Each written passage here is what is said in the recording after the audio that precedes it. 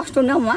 আমার তুমি সারাদিন এত কাজ করো, তারপর তুমি অনেক অত্যাচার মা, তুমি কিছু আমার তুমি কষ্ট নিও না কিছু। বাবা আমি তো রাত ধরি বাবা, আমি কষ্ট নেবো না। তুই কষ্ট নিবি না ক, তুই টেনশন করবি না ক, আমি কই ক, আমি টেনশন করবো না, না আমার করবো না, কিন্তু টেনশন তো ভিতরে রইয়া গেছিল ওর দেহের মধ্যে। ও কাকিমা, ও মাসিমা, পুতের লাগা যখন এতই ভালোবাসা, এতই দরদ, পুতের লগে আপনি কক্সবাজার যাইতে পারছেন পুতের হানিমুনে, এখন পুতের লগে চিতা যাইতে পারলেন না? পুতেরে বেশি ভালোবাসতে গিয়া, বেশি দরদ দেখাইতে গিয়া পুতের জীবনটাই খাইয়া দিলেন। ভীষণ নম্র, ভদ্র, বিনয়ী, খারাপ আচরণ করে নাকি ননদের সঙ্গে? কি শুনলেন তো পলাশায়ের বোনের বক্তব্য?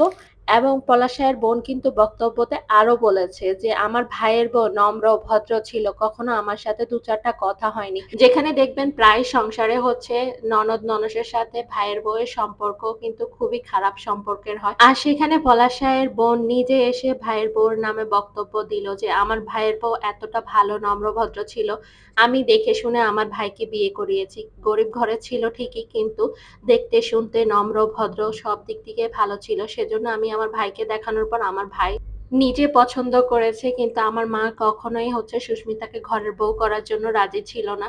কিন্তু আমি আমার মাকে বুঝিয়েছি যে দেখো মা, গরিব ঘরের হলে কি হয়েছে, মেয়েটা দেখতে শুনতে ভালো আর নম্র ভদ্রও আছে।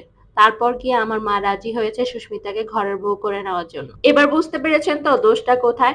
আর সুস্মিতা যদি বড়লোক ঘরের মেয়ে হতো তাহলে সুস্মিতাকে মাথায় করে রাখতো তার শাশুড়ি। পলাশ মা কিন্তু একটু বেশি খাই খাই স্বভাবের ছিল দেখে সে আমও হারালো ছালাও হারালো। পলাশ এই ঘটনার পর কিছু শাশুড়ি যদি শিক্ষা হয় আর কি, কিছু কিছু পরিবারের শাশুড়িরা হচ্ছে ছেলের বউদেরকে বাপের বাড়ির টাকা পয়সা দেখে তাদেরকে হচ্ছে তুলো তুলো করে। যে বউয়ের বাপের বাড়ির টাকা পয়সা যত বেশি সেই বউকে হচ্ছে মাথায় করে রাখে, আর যেই বউয়ের বাপের বাড়ির টাকা পয়সা একটু কম সেই বউকে অবহেলা আর তাচ্ছিল্য করে সব সময়।